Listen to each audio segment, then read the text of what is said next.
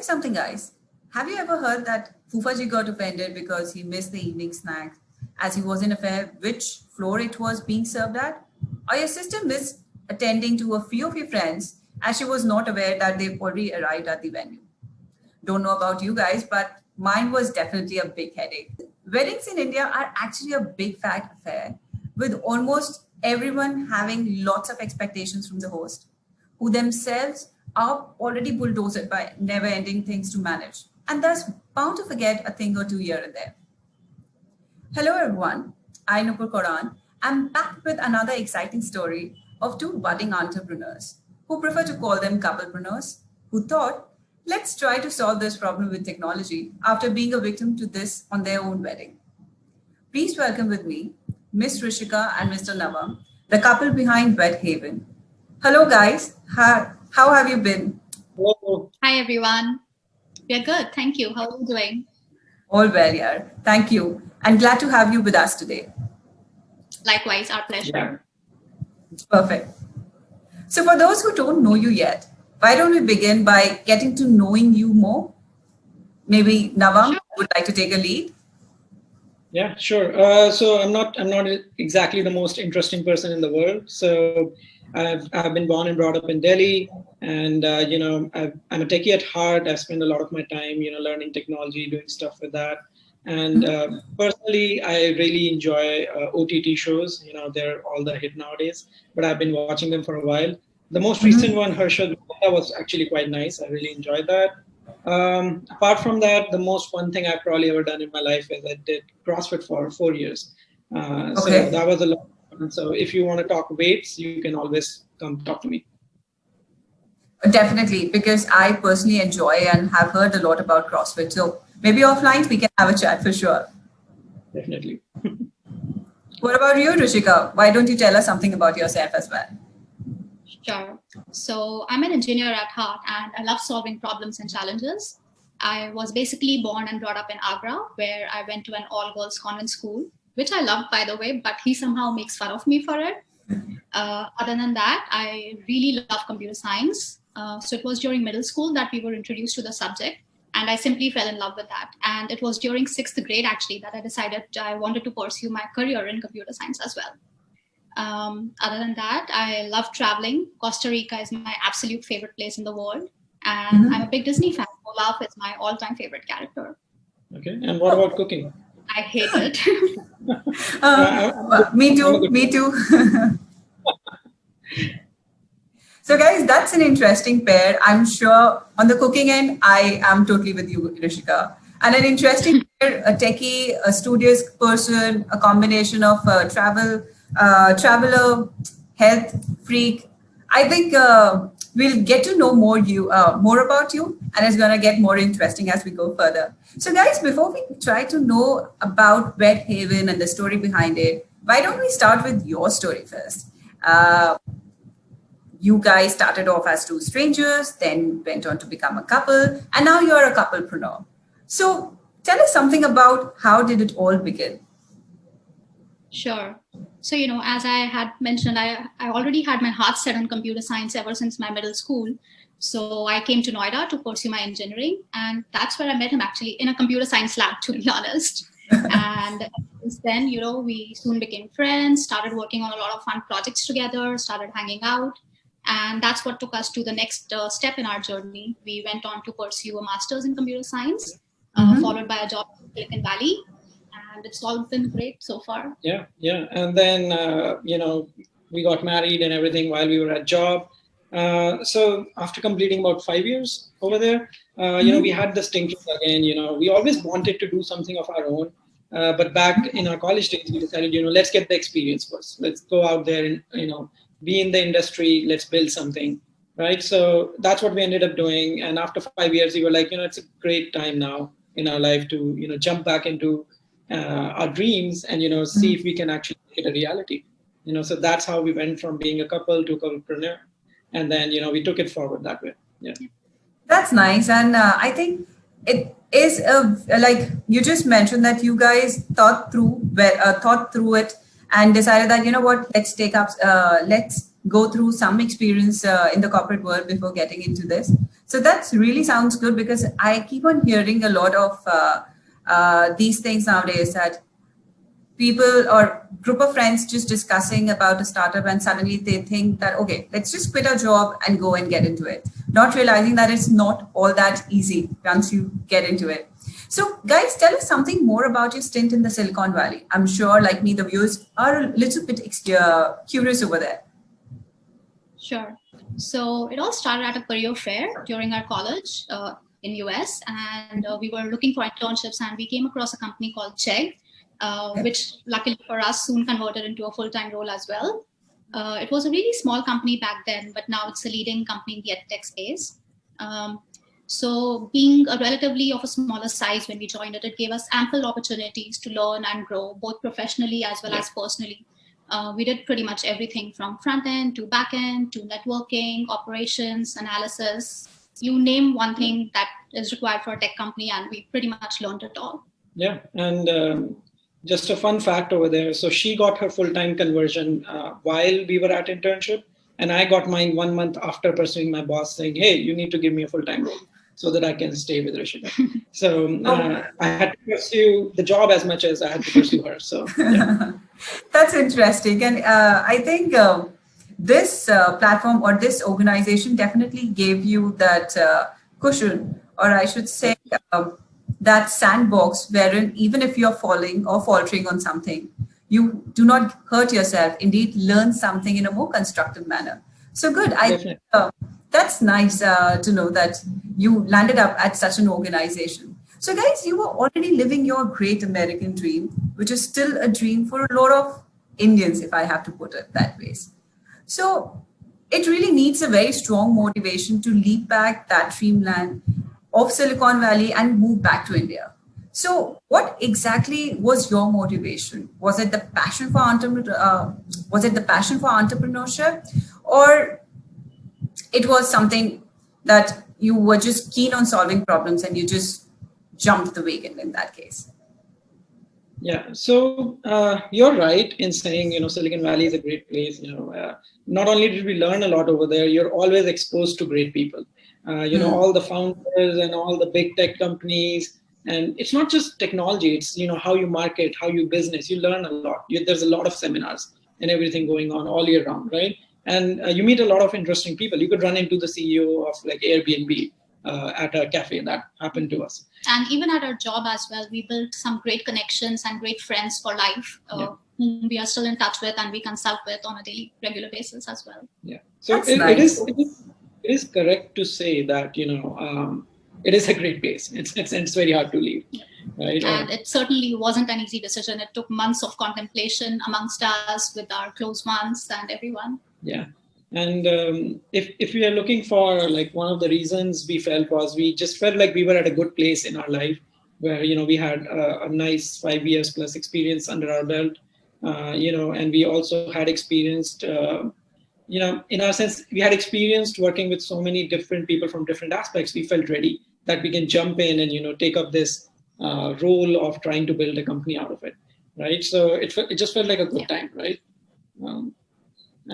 Makes sense.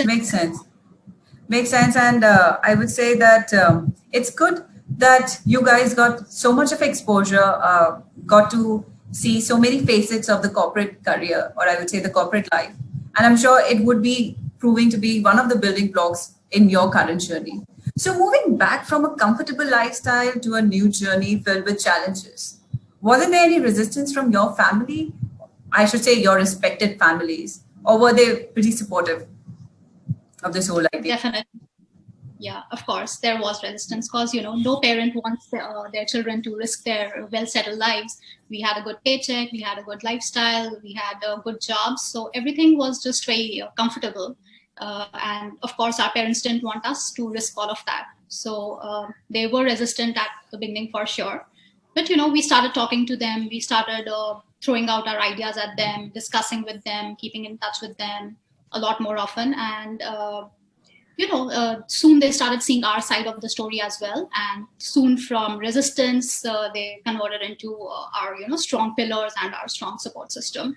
And they were ready for us to move back here and support us as much as they can. Yeah, definitely.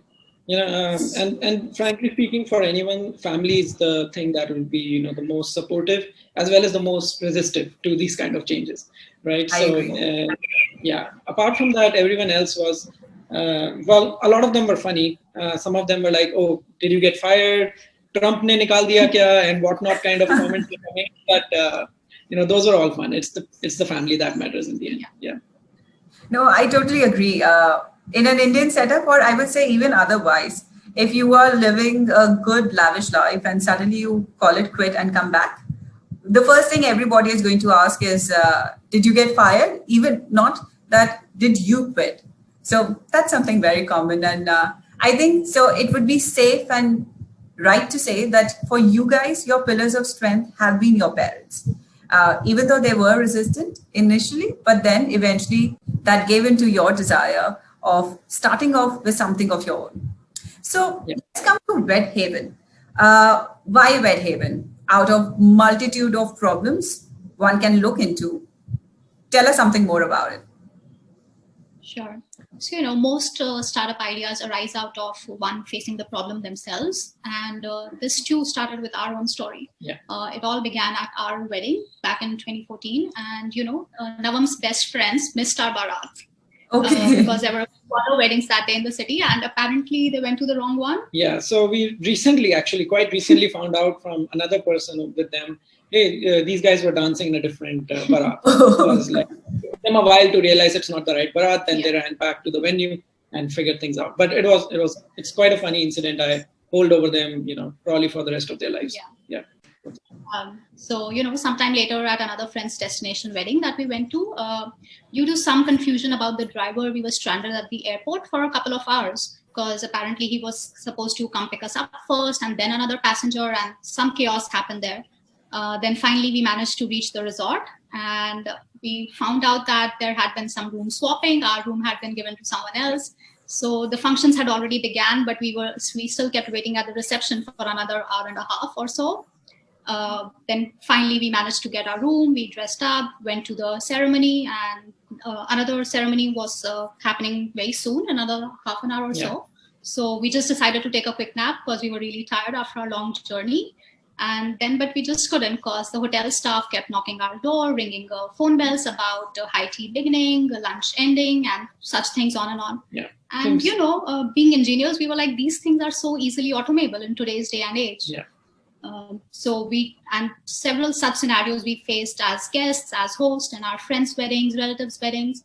And these are things that are really solvable by today's technology. So we decided, why not? Let's take the plunge, and we dived right in.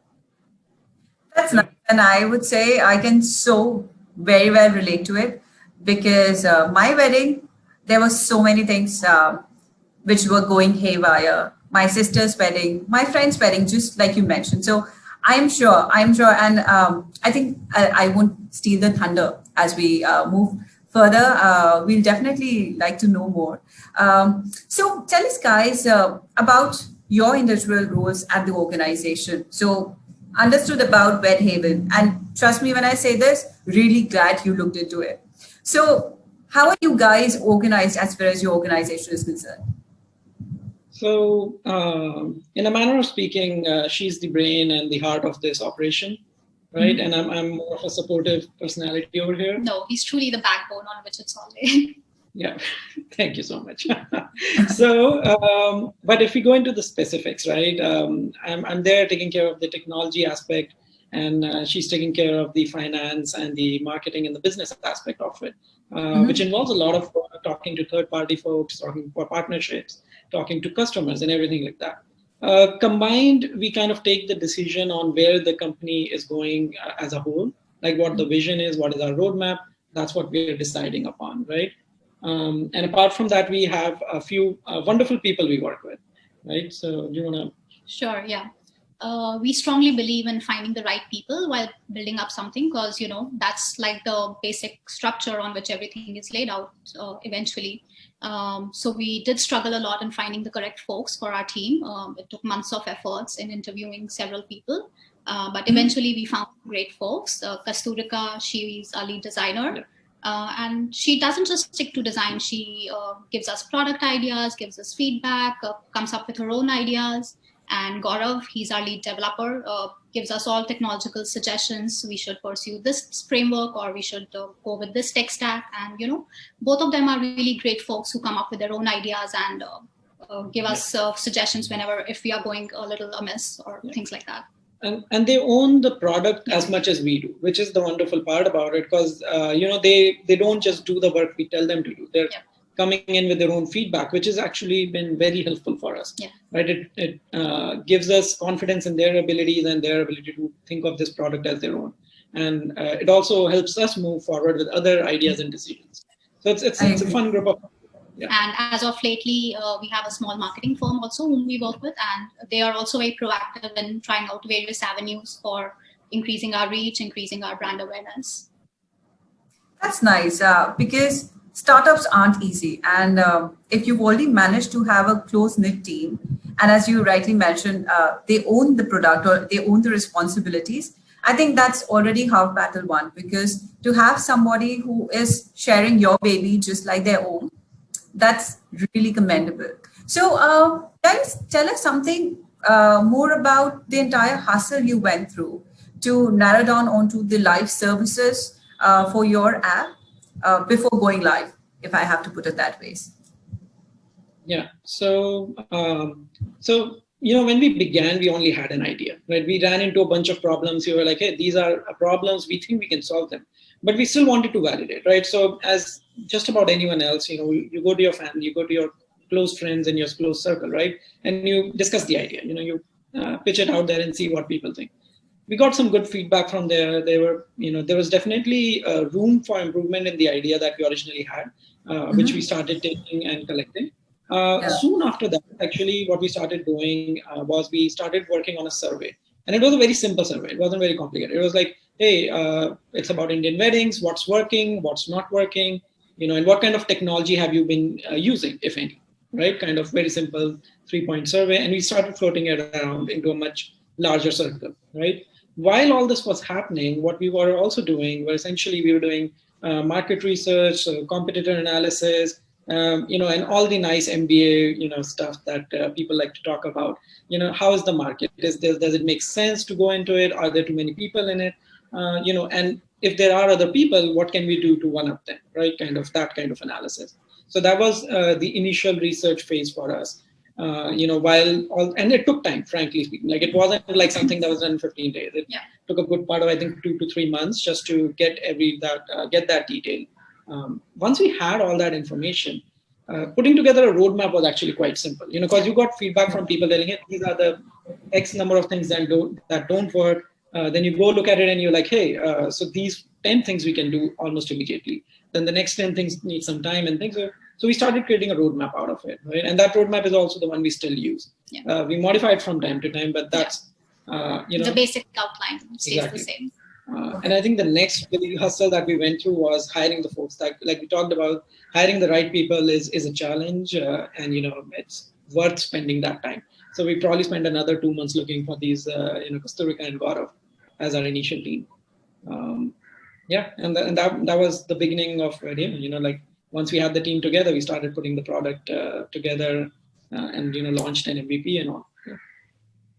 Oh, that's lovely to hear. And I can definitely say this with confidence. Having my own background with research for almost a decade now, having done good research or spending good amount of time knowing your customers and what exactly they want before trying to create a product that they would like to use is actually the best thing that you can do. And it's sort of, in a way, you've already won the battle to an extent, because you know what your customers want. So that's really great that for your organization as well, you spent good enough and tangible amount of time in getting to knowing your customers, their pain points before actually launching the product. So guys, while making the product, I agree, it's a momentum task. So making the product is one big hurdle, if I have to put it that way. But getting or taking it to the customers is another challenge altogether. So why don't you share with us the story behind your first client? Coming from sales, I can totally correlate to the fact that sales is not easy, and getting the first client is all the more a bigger challenge. So how did you approach them? How much convincing and persuasion it took with them? So tell us something about that. Sure. So, while we were in our market research phase, soon the wedding season in India followed, which is, this October to Jan Feb session. And being in North India, we used to receive a lot of wedding invites of neighbors, friends, cousins, relatives. So earlier we used to be a little bit hesitant in attending each and every wedding, but having decided upon this venture, we went to each and every wedding, started approaching friends, friends of relatives, relatives of friends, and every other person we came across, and started pitching our ideas to them, floating our thoughts. We did receive a mixed response in the beginning because some older people were not so welcoming to the idea, but the younger generation seemed a lot more responsive. So it was during one of these weddings that we went to, and we came across a couple Aditya and Shirisha, based in Noida, and they were hosting a destination wedding in November very soon. And they seemed very receptive to the idea and were all in to try it out. So we did our pilot run with them, and it turned out to be a huge success. All of their friends and family who tried it out really loved the app, the concept, and gave us some really positive feedback. And we were really happy with the response, and they were too, actually. Wow. Getting a positive feedback with your first client, I think that's really very encouraging. And I think these two guys just became your lucky charm to get the thing started. So you did mention about the extensive research you did before actually taking the plunge into this wedding space. But as we speak, this space is already cluttered, and there are some really successful wedding planning apps and organizations who are providing similar or somewhere competitive products. But when I read through your offerings, it was more towards wedding management, which is quite unique in itself. So what would you say? How does it complement or support a common father versus a wedding planner? Maybe if you would like to just shed some light over there. Yeah, so you're right. You're correct in saying this is a very saturated space. There's a lot of good players out there who are doing a really good job, right? But as you mentioned, we aren't, trying to replace a wedding planner. That's not our goal. It's a wedding management tool, and as much as we cater to direct to clients or B2C, we also cater to the wedding planners themselves. So when it comes to B2C, I think we checked around 27%. Yeah. So around only 27% of the people actually hire a wedding planner, right? Oh. So there's a huge chunk of people out there planning their own weddings, dealing with everything, and managing, and probably very stressed out, right? So that's where our B2C sector comes in, and that which you'll see reflect in our application also, because we made it as simple as we could. A lot of time was spent making it easily usable, easily understandable, and the aim was to try and hit as big of an age group as we can, just so that, even our parents and above them can actually understand it. So we have been testing the application out that way, right? So that's the B2C sector, and a lot of the features you'll see are always helpful over there. Now coming to the B2B side of it, the wedding planning side of it, what's happening is we are seeing interest from a lot of planners who have seen the app and tried it out, and they're like, hey, this will help us optimize our own workflow. This will help us do our job in a more efficient manner, and maybe with less help or less number of people involved. That way they can scale better, right? Mm-hmm. So for example, we are in talks with a wedding planner just budding out of Bundelkhand, right? So they're from Bundelkhand. They want to market it as a big wedding destination, and they are really looking forward to using this application as a way to scale really quickly and be able to deliver a lot more weddings. So it's working in favor of both sides, and we are working on features that cater to both of them, not just one sector. Okay. So I even saw, Navam, that you've got some paid packages available. So how many tries did you actually go through before deciding, okay, these services are going to be free of cost, and this is something for which I would like to charge? Yeah. Sure. Yeah.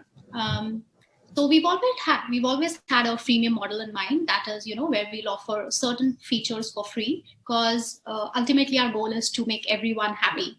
And not everyone everybody can afford a service. So there are certain basic functionality which is available for free and has been ever since the launch and will continue to do so. Yeah. Then on top of that, we have certain paid features providing advanced functionality, so like group management, wherein you can create certain groups, track guests' RSVP status, add co-hosts to share responsibilities, and a lot more things like that. So we've always had this notion in mind that that's how we devise our business model. Yeah, and that's nice. And yeah, and adding to that a little bit, again, our aim is to help all sections of the society. This is not something that we want to keep to a niche or just a sector, right? Again, our model is simple. Let's make weddings fun, right? So it should be fun for everyone. That's what we thoroughly believe in. Yeah. And also, we've been experimenting a lot with the prices as well. And that is something I think we'll continue to do so based on the dynamics, the demographics, the age group of the people, and a lot more things. So that is something that we'll keep playing with a lot. But yeah, we have two sections. One is free and one is paid. Yeah. That's wonderful. And I would say that since you have the offering for the entire mass out there, it would give you a lot of feedback that can help you ameliorate the things as you move forward. So that's really nice. And I'm sure this ensures that everybody available or out there can try to enjoy weddings for a change instead of it being only a headache for the organizers. So guys, if you just take 2020 into perspective, COVID has impacted the wedding businesses big time. And it may not be a very lavish affair for a moment or at least for a couple of years. So do you think all the more digitization might be a new trend out there? What type of responses you have received for WedHaven during these times, especially because with a lesser number of guests, do you see that this would be a challenge or it would actually lead to a more scope of personalization for the people who are taking your services? It's been a mixed bag, actually. So you're right, digitization is a new trend, which has sort of come in our favor because, up until now, people were not really responsive to digital technologies for everything in their lives, and especially wedding management, because that had been such a manual and laborious task up until now. Either you hire a wedding planner or you do everything yourselves on pen and paper. So yeah, digitization sort of has been a blessing in disguise for us in that aspect. However, we've seen some varied responses to our app during this time. With the guest size being a little small, people have been a little bit towards the edge for using it because, it's just family members and you don't really need a lot of service to manage your own close family members. But, people have been smart in creating groups for certain functions. So they've been creating a lot of 50 sized several functions. So, they have a Sangeet separately for 50 people and then an engagement for a different set of 50 people. And the app has proven to be really useful in that aspect. They've used the app to manage all of these separate functions for separate guests. So that has been sort of a good response that we've seen so far. And just to add there a little bit, in general, we have seen an increase in queries just to understand the application a lot more during this period, which again goes back to the point that, people are now looking for digital solutions. Right. And that has been actually pretty nice because we get to talk to a lot of customers that way and understand their needs and, try to cater to them. And we've also actually used this time to increase our user base, increase our brand awareness, grow our presence out there. So, when it's the right time for the big fat weddings to happen, we are right there in people's minds. I think one adage that comes to my mind right now is if you throw lemons, not always that's a challenge. You can always make a lemonade and use it for your own advantage. So that's exactly what clicked to me the moment I heard how you have used this particular situation to your advantage. But one quick question over there. What about virtual weddings? Any plans over there? So that's an interesting question. It's been something we have debated and, decided upon that it's not something that we want to get into just yet. There are a lot of good key players out there already doing this. And by the time we believe we'll get capable of catering to that need, it probably won't be that needed anymore. But what we have done instead is instead of providing a solution ourselves, we provided an option to be able to provide links and other information regarding virtual weddings directly in the application itself. So you're still able to share all this information, update all this information via our application, but you can use any platform out there, whichever one you like. Yeah. Perfect. I think that's actually a good way because it's better. I have my own niche and I would like to be the best in my niche instead of trying to compete with the already good players out there. So that sounds pretty sorted if I have to put it that way. So with this, guys, we move towards the final questions of today's conversation. Actually, two questions. So first, I would say you are young, vibrant, were in a very comfortable state of affairs in the Silicon Valley and still decided to get back or get into entrepreneurship. What would your advice be for all those out there who are equally passionate, but somewhere they are too skeptical to take the risk? So something you would like to share with them? Any tip? I would just say keep that passion alive. If you really have a burning desire towards your goals, just keep it on and believe in yourself. Because failures are inevitable when you follow something new. So just keep rising from those failures and learn from them and keep growing. And just don't worry about what will come next. Just keep your passion alive and go for it. Yeah, and to add to that, actually, keep a strong support system. Whether it's your close friends, your family, you need them from time to time when you're going through the rough patches, and you need that confidence from them, right? Apart from that, networking is very important in our world. You need to talk to everyone, and it's not, when I say network, I don't just mean the CEOs of other companies or any other big big people. What you also need to do is you need to talk to your customers. It's very important. I cannot stress that enough because they are the people you're trying to build this product for. If you don't understand their point of view, it's you won't be able to sell it, right? It won't make sense. We have learned so much. Yeah. We take time out explicitly. We talk to the customers. We call them back. And one thing worth sharing over here is our conversion rate is much higher than the conversion rate of anyone we hire to do the same thing, right? Because we can explain the product in a way that it's different, just much better. You know what? Just to add to this, I would like to share one more thing. So, I during my growing up days, I came across this adage, and it really suits your journey and your message so well. That life is a battle that don't always go to the faster or the stronger man. Sooner or later, the man who wins is the man who thinks he can. With that note, guys, I would just like to say thank you so much.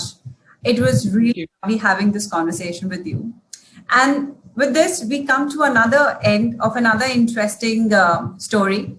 And I must say, one of the stories that I can relate maximum with. I wish you guys would have come a bit earlier. Nonetheless, to all those watching this episode, please have a look and share your feedback with these guys. That will just ensure that the product out there for us would be much better.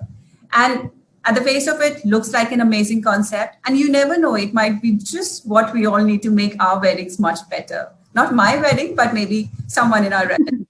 So eventually, the base note is marriages are meant to be or meant for having fun and only memories. So with that, definitely.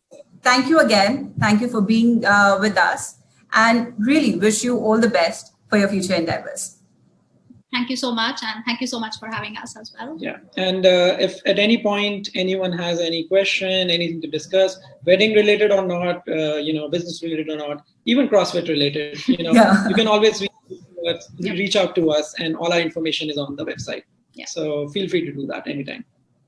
Perfect.